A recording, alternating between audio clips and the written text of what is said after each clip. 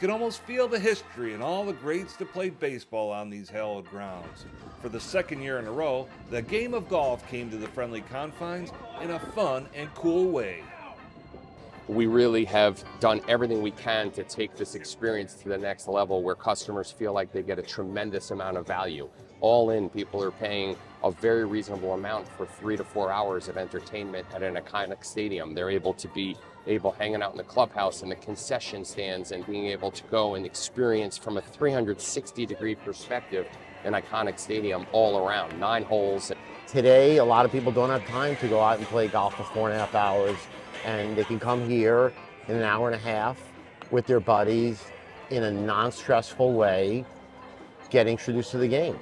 And you know, I don't know exactly, we don't have the percentages on it, but probably 50% are not active golfers, but we can introduce them to the game and maybe they'll become a golfer. One guy who knows the game of golf inside and out is the legendary Nick Faldo, who took part in the festivities. We've got every hole from 75 yards, I think 120 here. I think some stadiums we might get to 140 yards. But I tell you, it's proper golf. I mean, you're trying to hit a 15-foot circle. It's got to be perfectly straight. It's got to be perfect length, and the wind swirling as well. So I like it because it's golf and cocktails and atmosphere rather than atmosphere, cocktails and golf, the other way around with it. So you've got to be a serious golfer for a little while.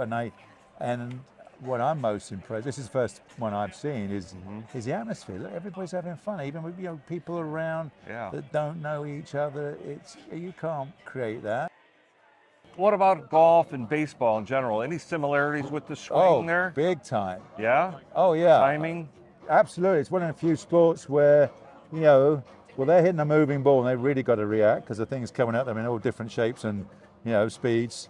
And, we got to stare at the darn thing. But yeah, it's a similar motion. You've got to have weight transference, great timing, great hand and eye coordination. So yeah, that's why these baseball guys are strong. I mean, they got arms on them like a gorilla, so they usually hit it further than golfers do. We just like to delicately, we go for accuracy where these guys are obviously got to knock it out of the park. Yeah. Now talk a little bit more about the game of golf. I mean, since the pandemic, it's really grown leaps and bounds, and it's just amazing, right? I mean, talk about why you think it's so successful and why everybody's gravitating. Well, it's healthy, isn't it? We got outside, fresh air.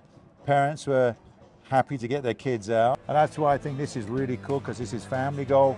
You can bring anybody at any age here, have a good time, and I think that's really doing great stuff to promote our game. I got to ask you something about your career. 6 major championships, numerous Ryder Cups. What's the one thing that stands out in your mind and that you're most proud of? No, I'm lucky with the majors, obviously. 3 of each is pretty cool. Yeah. Obviously, the last one against Greg, I'm very fortunate. Everybody saw that one. I mean, I honestly get pretty close to any time I'm in an airport. Anyway, somebody will say, "Oh, you and Greg, Masters, 90." They get all the facts right. Or other times, they go, "Did you win at Birkdale?" No, you didn't.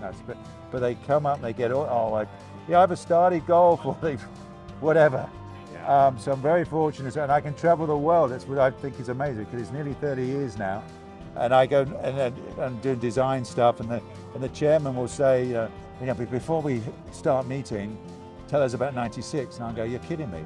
You want to?" So it's, hey, I don't mind. Obviously, I'll talk about that one till the cows come home.